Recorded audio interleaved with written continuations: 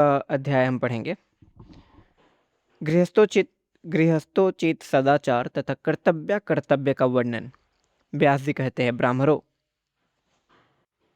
इस प्रकार गृहस्थ पुरुष हव्य कव्य और अन्न से देवता, पीतर तथा अतिथियों का पूजन करे।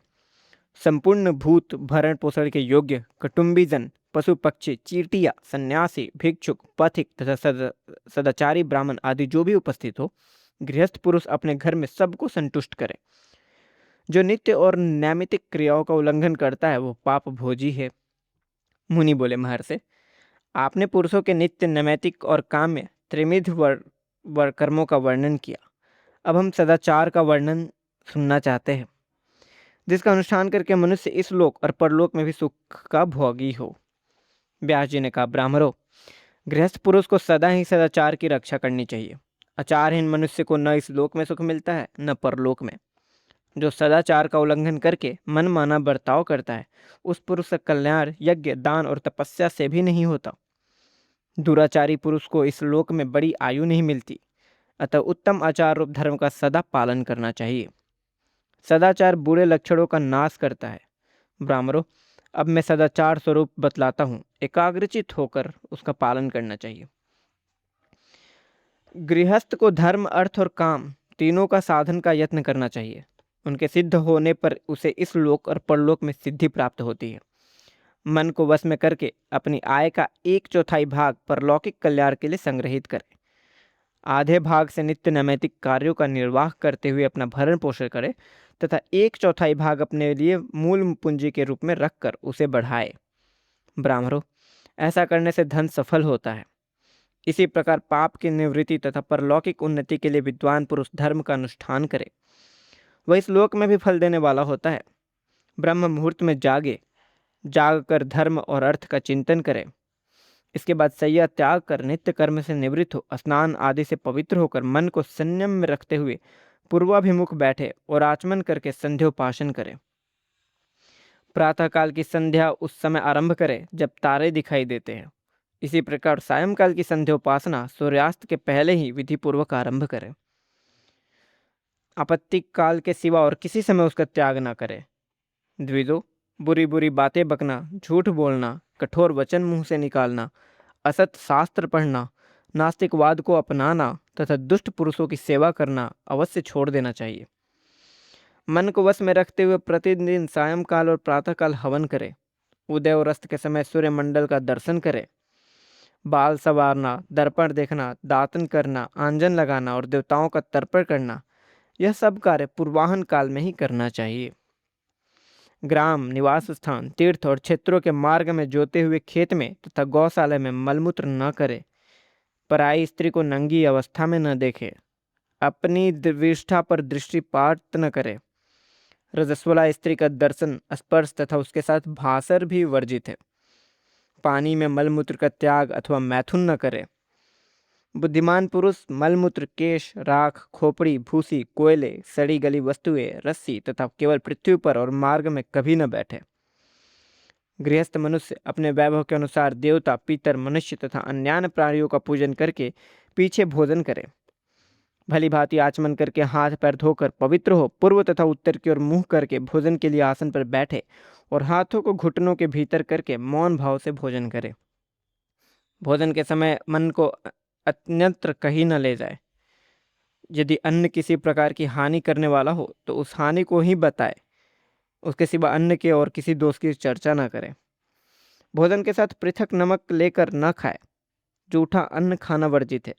मनुष्य को चाहिए कि मन को वश में रखे और खड़े होकर या चलते चलते मलमूत्र का त्याग, आचमन तथा किसी वस्तु का भक्षण न करे।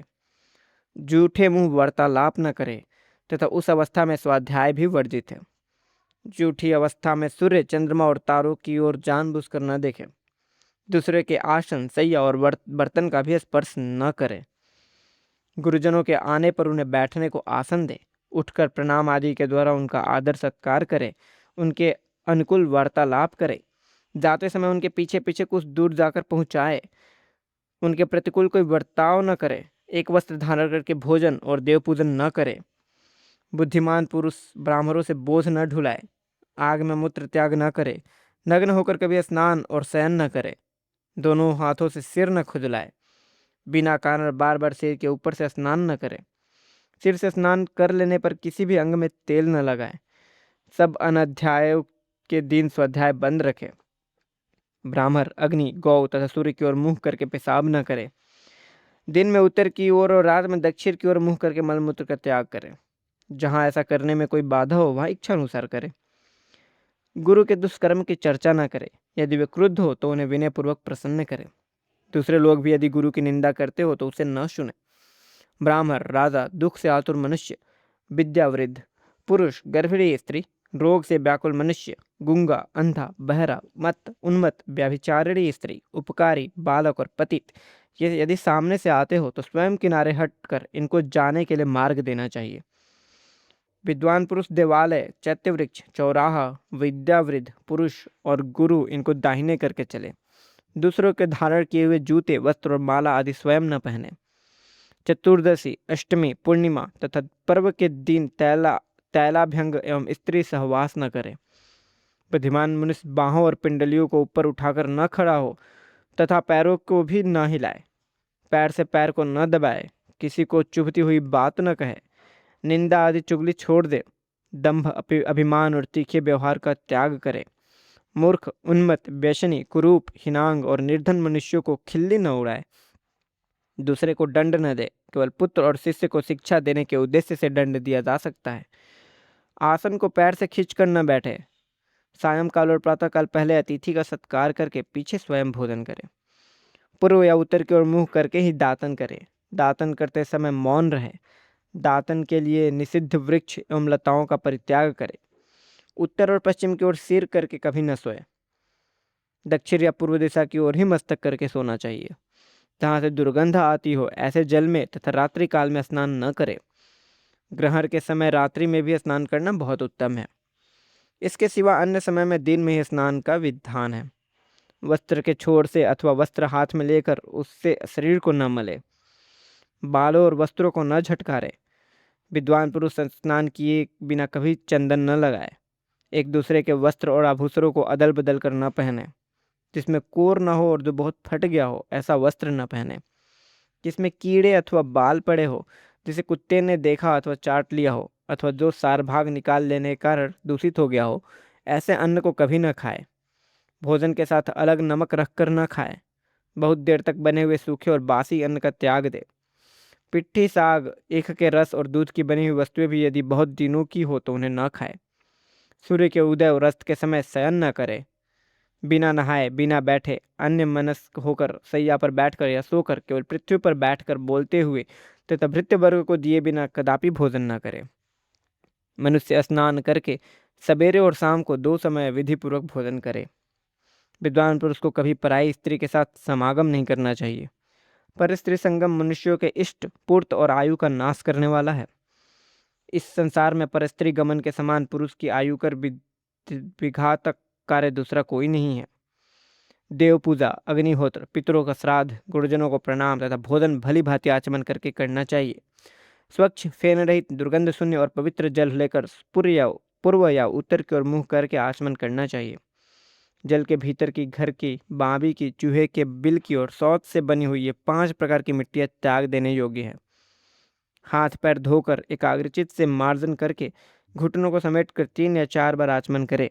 फिर 2 बार होठ पोंछकर आंख, कान, मुख, नासिका तथा मस्तक का स्पर्श करे। इस प्रकार जल से भली भांति आचमन करके पवित्र हो देव पूजन तथा श्राद्ध आदि की क्रिया करनी चाहिए। छींकने, चाटने, वमन करने, थूकने तथा अस्पृश्य का स्पर्श करने पर आचमन, सूर्य का दर्शन अथवा दाहिने कान का स्पर्श करना चाहिए। इनमें पहले के अभाव में दूसरा उपाय करना चाहिए। पहले उपाय के संभव होने पर उपान्यंतर का अवलंबन अभिष्ट नहीं। दांत न कटकटाए। अपने शरीर पर ताल न दे।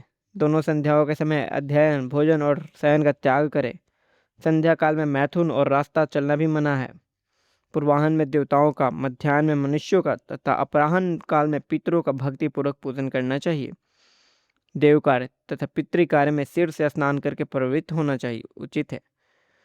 पूर्व या उत्तर की ओर मुंह करके छौर कराए। उत्तम कुल में उत्पन्न होने पर भी जो कन्या किसी अंग से हीन या रोगिणी हो उसके साथ विवाह न करे। ईर्ष्या का परित्याग करे, दिन में शयन अथवा मैथुन न करे, दूसरों को कष्ट देने वाला कार्य न करे, कभी किसी को जीव को पीड़ा न दे। रजस्वला स्त्री 4 रातों तक सभी वर्ण के पुरुषों के साथ त्याज्य है। यदि कन्या का जन्म अभिष्ट न हो तो उसे रोकने के लिए 5वीं रात में भी स्त्री सहवास न करे। 6ठी रात आने पर स्त्री के पास जाए, क्योंकि युग्म रात्रियां ही उसके लिए श्रेष्ठ है। युग्म रात्रियों में स्त्री सहवास करने से पुत्र होता है और अयुग्म रात्रियों में गर्भाधान करने से कन्या उत्पन्न होती है। पर्व आदि के अवसर पर और मैथुन करने से विधर्मी संतान होती है और संध्या काल में गर्भाधान करने से नपुंसक उत्पन्न होते हैं। विद्वान पुरुष क्षौर कर्म में रिक्ता, चतुर्थी, नौमी और चतुर्दशी तिथियों का परित्याग करे। विनय रहित उद्दंड पुरुषों की बात कभी न सुने। जो अपने से नीचा हो उसे आदरपूर्वक ऊंचा आसन न दे। हजामत बनवाने, वमन होने, स्त्री प्रसंग करने तथा शमशान भूमि में जाने पर वस्त्र सहित स्नान करें। देवता, वेद, द्विज, साधु, सच्चे महात्मा, गुरु, पतिव्रता, वेद, यज्ञ तथा तपस्विनी की निंदा और परिहास न करे। सदा मांगलिक वेश धारण किए रहे, कभी भी अमंगलमय वेश न धारण करे। स्वच्छ वस्त्र पहने और श्वेत पुष्पों की माला धारण करे। उद्धत, उन्मत्त, मूढ़, अविनीत, शिलहील अवस्था और जाति से दूषित, अधिक अप्ययी, वैरी, कार्य में असमर्थ, निंदित, धूर्तों का संग करने वाला, निर्धन, विवाद करने वाला तथा अन्य अधम पुरुषों के साथ कभी मित्रता न करे। सुहृद, यज्ञ दीक्षित, राजा, स्नातक तथा स्वशुर इनके साथ मैत्री का भाव रखे और जब ये घर पर पधारे तो उठकर खड़ा हो जाए। साथ ही अपने वैभव के अनुसार इनका पूजन करे। प्रतिवर्ष अपने घर आए हुए ब्राह्मणों का वैभव के अनुसार स्वागत सत्कार करें। अपने घर में यथास्थान देवताओं का भली भांति पूजन करके क्रमशः अग्नि में आहुति दे। पहली आहुति ब्रह्मा को, दूसरी प्रजापति को, तीसरी गृहाओं को, चौथी कश्यप को तथा 5वीं अनुमति को दे। तत्पश्चात बलि वैश्वदेव करे। देवताओं के लिए पृथक पृथक स्थान का विभाग करके उनके लिए बलि अर्पण करे। इसका क्रम इस प्रकार है। एक पात्र में पहले पर्जन्य, जल और पृथ्वी को 3 बलियां दे। फिर पूर्व आदि प्रत्येक दिशाओं में वायु को बलि देकर क्रमशः उन दिशाओं के नाम से भी बलि समर्पित करे। तत्पश्चात मध्य में क्रमशः ब्रह्मा, अंतरिक्ष और सूर्य को बलि दे। उनके उत्तर भाग में विश्वदेव और विश्वभूतों की बलि दे। फिर उनके भी उत्तर भाग में उषा और भूतपति को बलि समर्पित करे। तदनंतर पितृभ्य स्वधा नमः योग अगर दक्षिण दिशाओं में अपसभ्य होकर पितरों के लिए बलि दे और वायव्य दिशाओं में अन्न का शेष भाग तथा जल लेकर यक्ष में तथा निर्जनम यह मंत्र पढ़कर उसे विधि पूर्वक छोड़ दे। फिर देवताओं और ब्राह्मणों को नमस्कार करे। दाहिने हाथ में अंगूठे के उत्तर और जो एक रेखा होती है वह ब्रह्म तीर्थ के नाम से प्रसिद्ध है, उसी से आचमन किया जाता है। तर्जनी और अंगूठे के बीच का भाग पितृतीर्थ कहलाता है। नांदी मुख पितरों को छोड़कर अन्य सब पितरों को उसी तीर्थ में जल आदि देना चाहिए। अंगुलियों के अग्र भाग में देव तीर्थ है, उसी में देव कार्य करने का विधान है। कनिष्ठिका के मूल भाग में कार्य तीर्थ प्रजापति तीर्थ है, उससे प्रजापति का कार्य किया जाता है। इस प्रकार इन तीर्थों से सदा देवताओं और पितरों के कार्य करने चाहिए, अन्य तीर्थों से कदापि नहीं। ब्रह्म तीर्थ से आचमन उत्तम माना गया है। पितरों का श्राद्ध और तर्पण पितृतीर्थ से, देवताओं का यज्ञ यागादि देव तीर्थ से और प्रजापति का कार्य तीर्थ करना श्रेष्ठ बताया गया है। नांदी मुख नाम वाले पितरों के लिए पिंड दान और तर्पण आदि कार्य प्रजापति तीर्थ से करने चाहिए। विद्वान पुरुष एक साथ जल और अग्नि न ले। गुरु, देवता, पिता तथा ब्राह्मणों की ओर पैर न फैलाए। बछड़े को दूध पिलाते हुए गाय को न छेड़े। अंजलि से पानी न पिए। शौच के समय विलंब न करे। मुख से आग न फूके। ब्राह्मणों, जहाँ ऋण देने वाला धनी, चिकित्सा करने वाला वैद्य, क्षत्रिय ब्राह्मण तथा जलपूर्ण नदी ये 4 न हो, वहाँ निवास नहीं करना चाहिए।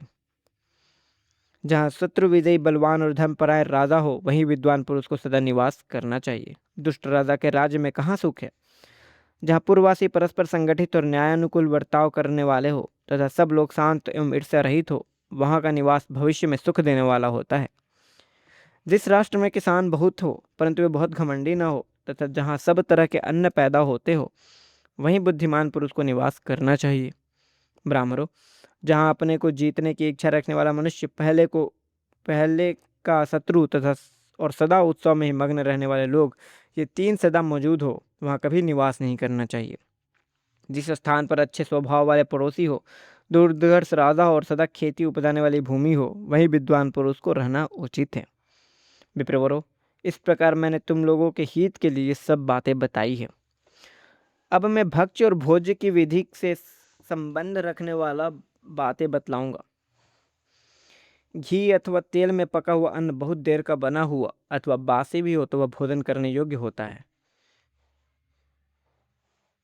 गेहूं, जौ और गोरस की बनी हुई वस्तुएं तेल घी में न बनी हो तब भी वे पूर्ववत ग्रहण करने योग्य है। शंख, पत्थर, सोना, चांदी, रस्सी, कपड़ा, साग, मूल, फल, मणि, हीरा, मूंगा, मोती, पात्र और चम्मच, इन सबको शुद्धि जल से होती है। लोहे के पात्रों एवं हथियारों की शुद्धि पानी से धोने तथा पत्थर यानी शान पर रगड़ने से होती है।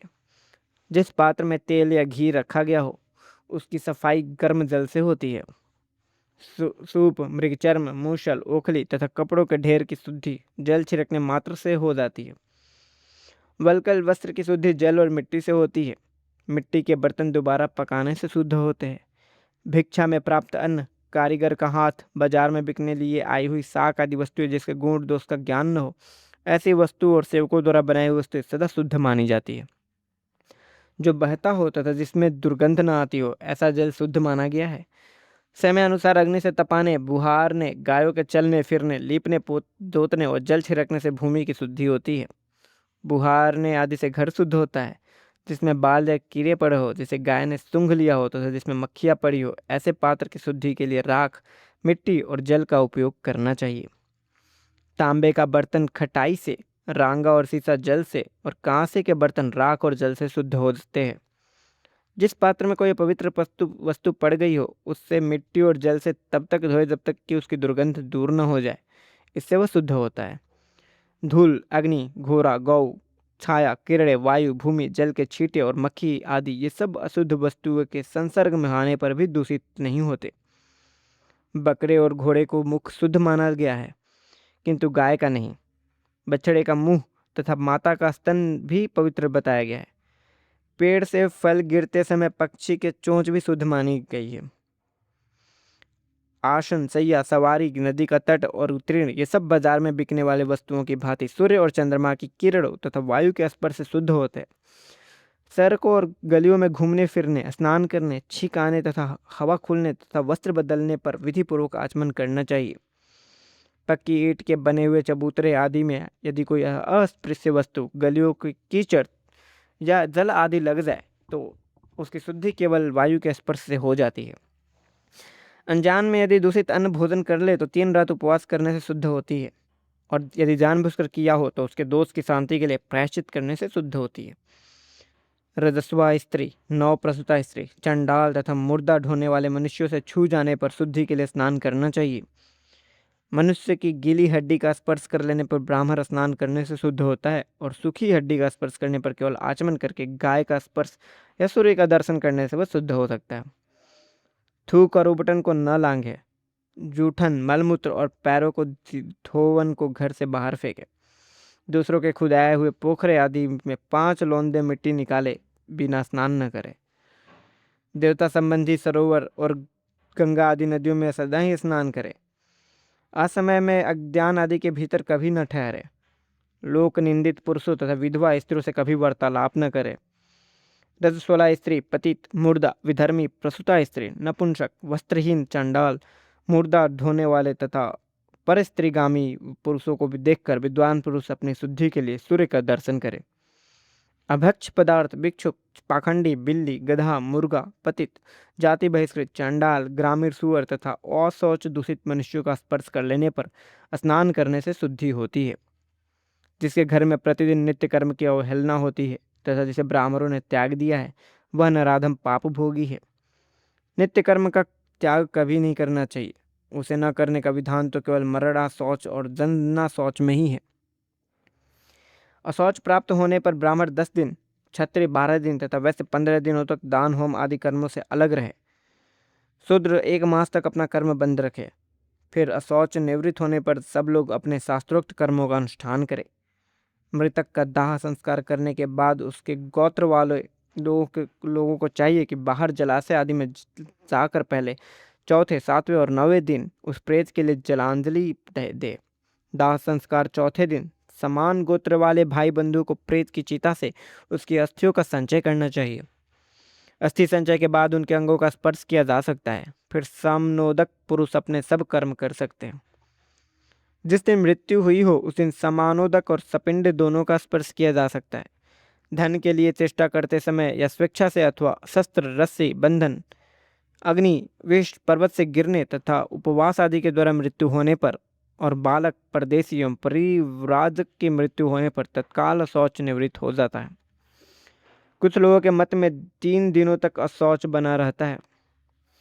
यदि सपिंडों में से एक की मृत्यु होने के बाद थोड़े ही दिनों में दूसरे की भी मृत्यु हो जाए तो पहले के अशौच के साथ ही दूसरे का शौच भी निवृत्त हो जाता है। अतः पहले के अशौच में जितने दिन शेष हो उतने ही दिनों के भीतर दूसरे का भी श्राद्ध आदि कर्म कर देना चाहिए। जन्ना शौच में भी यही विधि देखी गई है। सपिंड तथा सामनोदक व्यक्तियों में एक के बाद दूसरे को जन्म हो तथा इसी प्रकार पहले के साथ दूसरे के शौच भी निवृत्त हो जाता है। पुत्र का जन्म होने पर पिता को वस्त्र सहित स्नान करना चाहिए। उसमें भी यदि एक के जन्म के बाद दूसरे का जन्म हो जाए तो पहले जन्म हुए बालक के दिन पर ही दूसरे की भी शुद्धि बताई गई है। अशौच के बाद क्रमशः 10, 12, 15 और 30 दिन बीतने पर ब्राह्मण, क्षत्रिय, वैश्य और शूद्र अपने अपने शास्त्रोक्त कर्मों के अनुष्ठान करें। अशौच निवृत्त होने पर प्रेत के लिए एकोद्विष्ट करना चाहिए और ब्राह्मणों को दान देना चाहिए। लोक में जो वस्तु अधिक प्रिय हो और घर में भी जो वस्तु अत्यंत प्रिय जान पड़े उसको अक्षय बताने की इच्छा रखने वाले पुरुष को उचित है कि वह उसे गुणवान पुरुष को दान दे। अशौच के दिन पूरे हो जाने पर जल, वाहन और आयुध को स्पर्श करके पवित्र हो सब वर्णों के लोग प्रेत के लिए जलदान और पिंडदान आदि का कार्य करे। तदनंतर अपने अपने वर्ण धर्म का पालन करे। इससे इस लोक और परलोक में भी कल्याण होता है। तीनों वेदों का प्रतिदिन स्वाध्याय करे, विद्वान बने, धर्मानुसार धन का उपार्जन करे और इसे यत्नपूर्वक यज्ञ में लगाए। जिस कर्म को करते समय आत्मा में घृणा न हो और जिसे महापुरुषों के सामने प्रकट करने में कोई संकोच न हो ऐसा कर्म निसंक होकर करना चाहिए।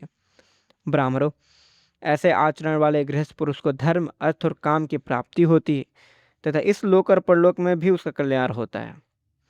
यह विषय अत्यंत गोपनीय तथा आयु, धन और बुद्धि को बढ़ाने वाला है।